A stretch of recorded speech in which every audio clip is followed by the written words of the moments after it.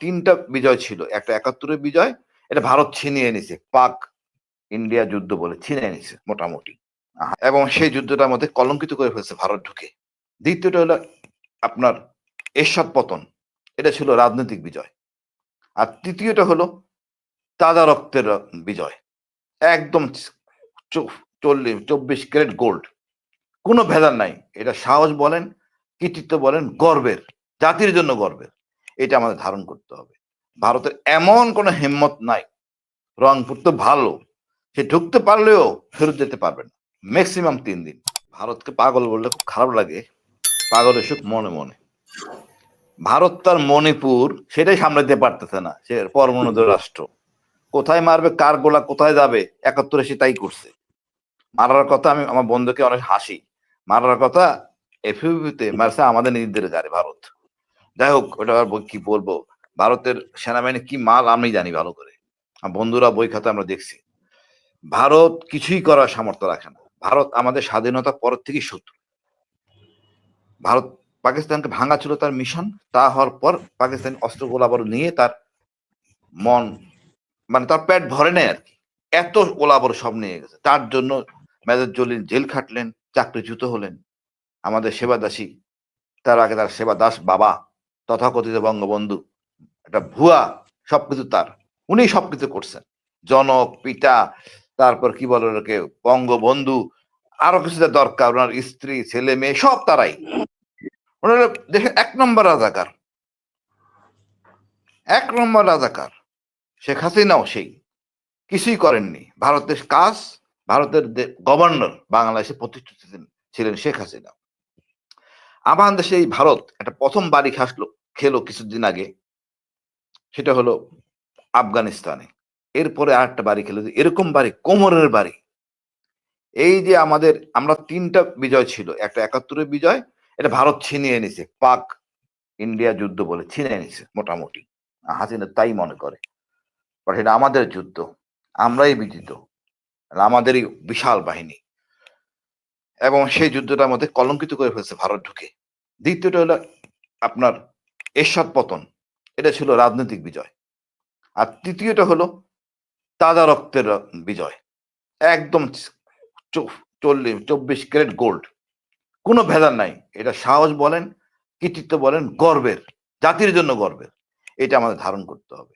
ভারতের এমন কোনো হিম্মত নাই, রংপুর তো ভালো, সে ঢুকতে পারলেও ফেরত যেতে পারবে না, ম্যাক্সিমাম 3 দিন। আর যে অবস্থা ভারত সৃষ্টি করছে, বা প্রাকৃতিক ভাবে 5ই আগস্ট করে বন্যা থেকে শুরু করে, আমরা কিন্তু বাঙালি জনগণ এক, ইনক্লুডিং ট্রাইবাল, চাকমা, মারমা, ধর্ম, সবাই মিলে কিন্তু আমরা এক, ঐক্যবদ্ধ জায়গায় আছি। ভারতের সেই ক্ষমতা নাই। কোথায় চিটাগাং পোর্ট নেবে, ভারতের ত্রিপুরা কখন চলে যায় সেই চিন্তা করতে বলেন। আমরা এখনো মরি নাই।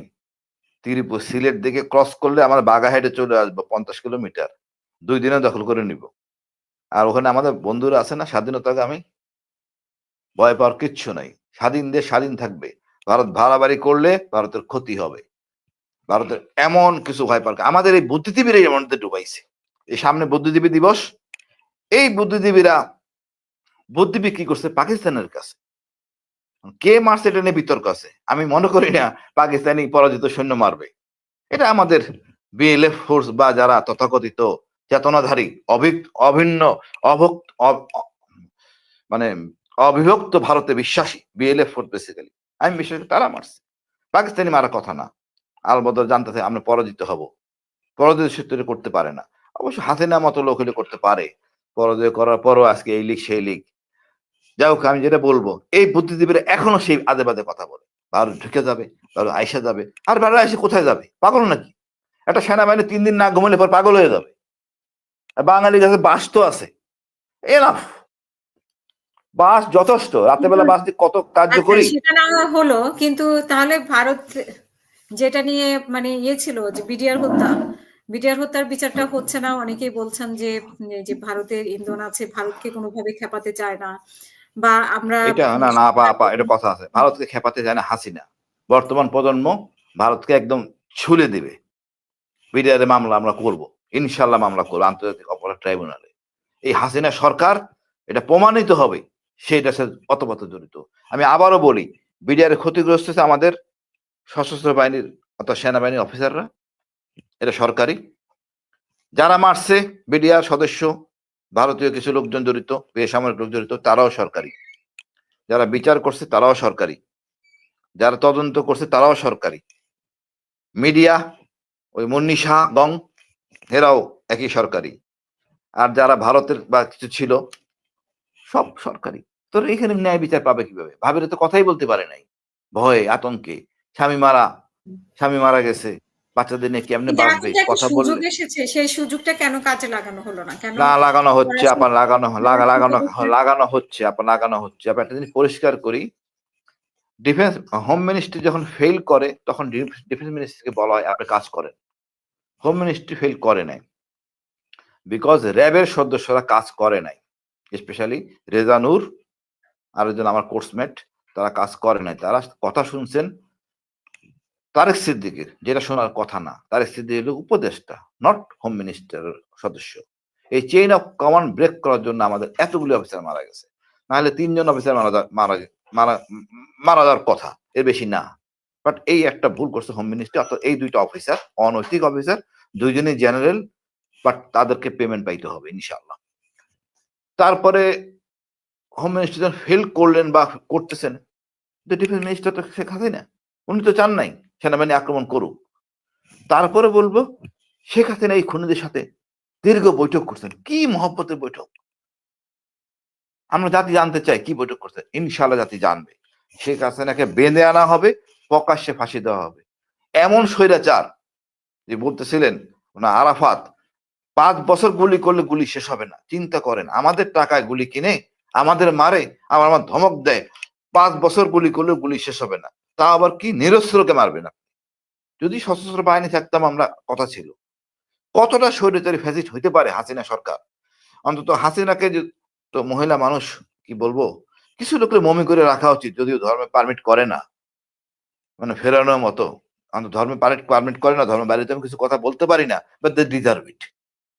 একটা জাদুঘর মিউজিয়াম থাকবে যেখানে এদের অপকর্মগুলি লেখা থাকবে, পাঠ্যসূচিতে ছাত্রদের পড়ানো হবে, জাতি জানবে, বিশ্ব জানবে, মিডিয়া সিনেমা হবে।